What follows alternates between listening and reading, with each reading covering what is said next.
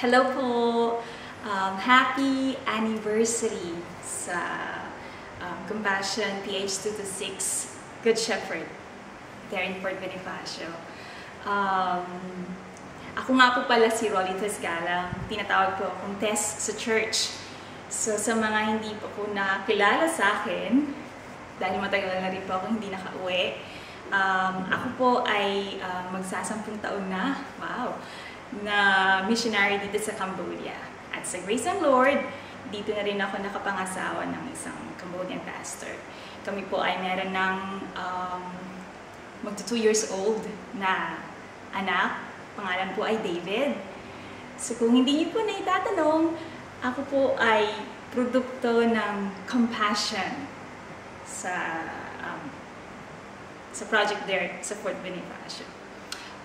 Isa pong karangalan na bumati at magbigay ng short testimony kung anong ginawa po ng Lord sa buhay ko. And I'm very, very proud na naging first part ako ng Compassion PH226. And marami pong ginawa ang Panginoon sa akin, mga challenges, malaking instrumento ang project na kung bakit nandito ako ngayon sa Cambodia. And I'm very, very grateful sa faithfulness ng Panginoon through this project. Kung hindi po na itatanong, ako po ay nag-start nung 8 years old until nakagraduate ako ng college. Kami po yung mga first batch. So imagine, wow, I was 8 years old, ngayon 29 years na ang project. So talagang matanda na nga ako. Oops. Napakalaking part po ng Compassion ang sa buhay ko dahil na-mold po ako. I was able to really nakilala ko ang Panginoon sa pamamagitan ng project. So marami akong mga naging kaibigan, maraming mga naging instrumento para makapunta ako sa lugar na to. And nakakatuwa kasi actually hanggang ngayon naaalala ko pa kung sino yung mga sponsor ko.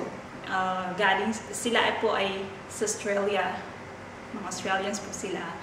And hindi po sila nag-stop sa akin. Talaga inantay nila ako na makatapos ako hanggang kolehiyo.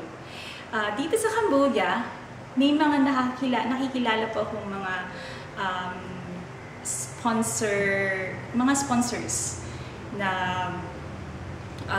pumupunta as missionaries, tapos mga bumibisita. At natutuwa sila kasi kapag nalalaman na produkto ako ng Compassion, parang mas nabubuhayan, mas nag-drive pa yung kanilang passion to help other children.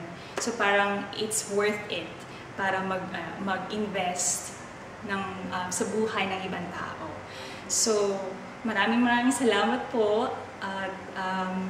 Hindi ko po, yung heart ko po ay nag-overwhelm because of Compassion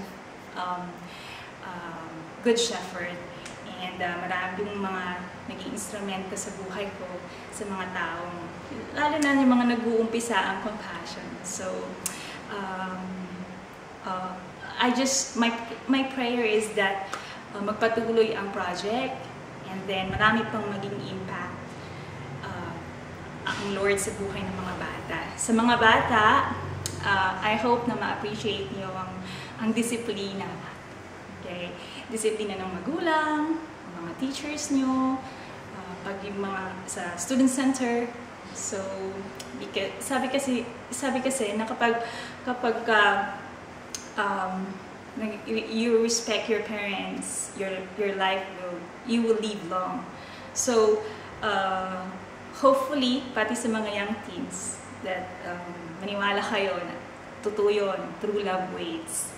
So hopefully, mag-grow kayo sa knowledge ng Lord at hindi kayo magmaliw. So, happy anniversary! Hopefully, we'll be able to meet you soon. Bye!